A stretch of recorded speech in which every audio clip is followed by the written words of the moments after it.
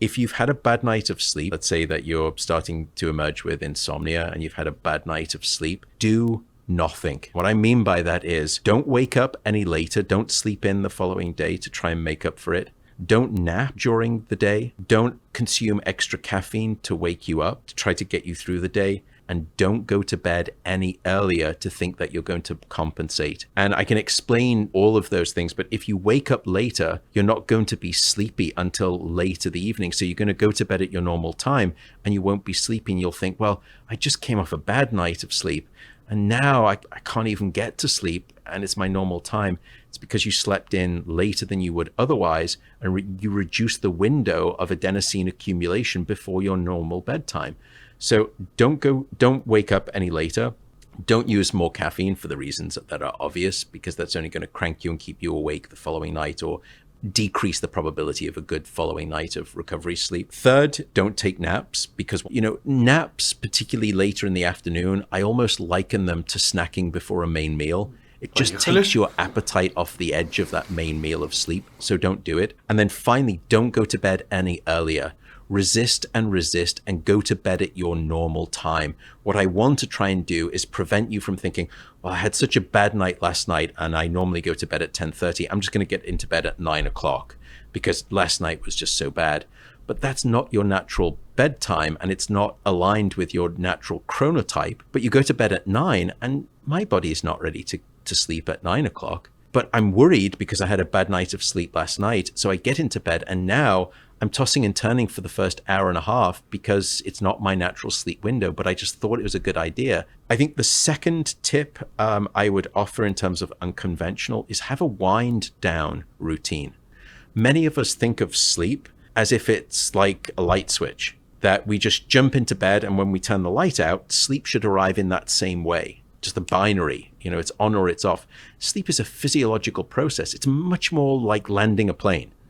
It takes time to gradually descend down onto the terra firma of what we call good, solid sleep at night. Find out whatever works for you, and it could be light stretching. I usually meditate for about 10 or 15 minutes before bed. Some people like reading. Try not to watch television in bed. Too much light, too activating. You can listen to a relaxing podcast, although have some kind of a wind down routine. Find what works for you. Maybe it's taking a hot bath or a warm shower, and then stick to it. The third thing is a myth. Don't count sheep. They found that counting sheep actually made it harder to fall asleep. It made matters worse. As a counter measure to that, what they did find was that taking yourself on some kind of a mental walk. So think about a nice walk that you take in nature or a walk on the beach or even a walk around an urban environment and visualizing that seemed to be beneficial. The other thing about sort of that idea of shifting focus away from your mind itself, get your mind off itself is a good piece of advice. Catharsis. You can try to write down all of the concerns that you have. And do this not right before bed, but usually an hour or two before bed. Some people call it a worry journal. And to me, it's a little bit like closing down all of the emotional tabs on my browser. Because if I shut the computer down and all of those tabs are still open, I'm going to come back in the morning and the computer's red hot, the fan's going because it didn't go to sleep. Because it couldn't, because there were too many tabs active and open. I think it's the same way with sleep as well. So try to think about doing that.